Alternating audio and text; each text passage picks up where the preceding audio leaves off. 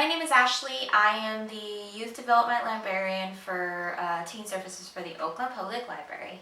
And today I am going to show you guys some ways that you guys can grow fruits and herbs and vegetables from food scraps so that you can be more sustainable and cut back on trips to the grocery store.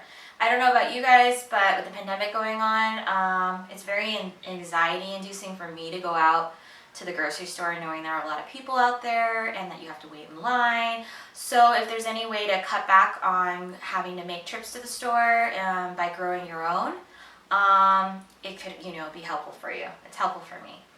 All right, so let me show you a little bit of what I've been doing for the past couple weeks. Okay, so I have been growing from the stumps of lettuce and celery. I've been growing my own plants, and this took about a week and a half for both of these to start growing. What you're going to want to do is you're going to want to cut off the end stump part of the lettuce and the celery.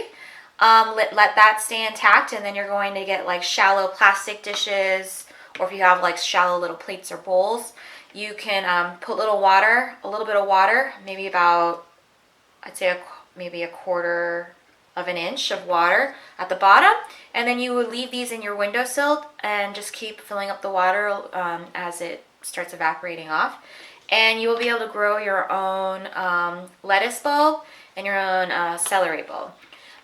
So yeah, this is some romaine lettuce. As you can see, the lettuce is starting to shoot up and sprout from the stump itself. This is just to propagate these plants. Propagating is a word for basically starting your bulbs, basically starting to putting them in water, letting them sprout, and then you would transplant them into the ground. You're more than welcome if this starts to shoot up more. I could technically cut off some lettuce leaves and use it, or same thing with the celery. If I had some tuna salad and I wanted a little bit of celery, I could use that, but you're not going to get very much. So this is just to start it for propagating and letting it sprout so that I can transplant it into the ground. I actually have a planter box outside with some dirt, so I'm going to let these grow for maybe another couple weeks or so till they get about, I'd say maybe 6 inches in length. And then I'm going to transplant them in the ground and see if I could, harvest some of my own lettuce and my own celery. So yeah, that's pretty cool. I think what's happening here is that if you see in the celery, there's little sprouts or little seeds in the plants. So that's what's sprouting up and helping germinate those new shoots. All right. Another thing that I've been working on is I have some green onion here. Green onion is really easy to grow on your own, especially when you already have your own, you have stumps of the green onion plant right here. If you see here, the green onion, when you usually buy it, already has the roots attached. So what you would want to do is just get a jar, fill it with a little bit of water.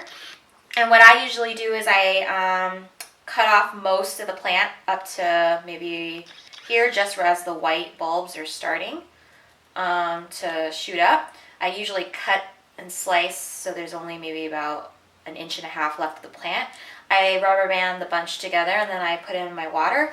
This is after I had cut all the way down here. This is after a week of it just sitting here in the sun. So green onion, yeah, it's the easiest to really grow, and I like to put green onion I usually like to put it on stir fry, any sort of Asian cuisine, like if I'm making pad thai or noodles, I usually like to put some in there. And then, or if I make curry, like a spicy curry, it's really good on there. As you can tell, I'm really hungry right now. So yeah, it's a really versatile plant, and green onion is one of those things that you should definitely try to grow it on your own. That way you don't have to just if you just happen to be missing that one ingredient, it's just easy just to do that than have to go to the store to just get that one ingredient. But yeah, it's very, very easy to grow, and what you would do is you would just chop off a portion of the plant that you want to use to chop up for some garnish, and then it will just keep growing and replenishing itself. One thing I want to let you know about the green onion is always make sure to replace the water every other day. Just because green onion has a lot of, there's a lot of acidity and a lot of things inside the green onion plant that make the water cloudy, and it's prone to mold and mildew. So you're always going to want to make sure to change out the water so that these roots continue to be healthy and white. And yeah, if as soon as you start noticing the roots are getting slimy, that means the plant's starting to mold. So you're going to want to make sure to change out the water every other day. All right, another thing I want to show you is bulb herbs and bulb plants like onion and garlic. You can actually grow on your own as well. So I took a stump of an onion and I just wanted to experiment to see if it would start growing more roots. And as you could tell, this is after about 5 days. I had cut up some onion for stew, and I was just like, okay, let's see if this is going to sprout. So this is actually sprouting and going to be turning into a bulb, another onion bulb. So you're going to want to let the roots grow some more, and then soon you're going to start seeing little shoots coming out of the onion, the actual roots itself. And then you would actually be able to transplant that into soil as well to grow your own onions. Same thing with garlic. If you look at garlic, there's like little hairs at the end of a bulb of garlic that you could potentially grow into more garlic bulbs if you'd like to. Also, if you notice, same thing with potatoes and garlic, if you leave it in a drawer after a while, you start seeing little green or little white nubs on the potato, as well as green sprouts out of the garlic. They're so easy to grow. All you would want to do after that is let that grow for a little longer and then put it in soil, and then you'll have your own onion and garlic, your own garlic, onion, and potato plants. So it's very, very cool. If you have herbs like cilantro and mint, I like to cut off the stems and trim them a little bit, and then I like to put them in water in a jar and have them on my counter in the sun just to keep them fresh. If you leave your herbs and you like use your cilantro and your mint in a bag in the fridge, they're more prone to rotting and going bad faster. So this is a trick I like to do to keep my herbs fresh. If you don't cut off the bottoms of the stems, if you just let it sit in the water for a little while, like I'd say probably maybe a couple weeks, eventually the herb plant will start to grow tiny little roots too.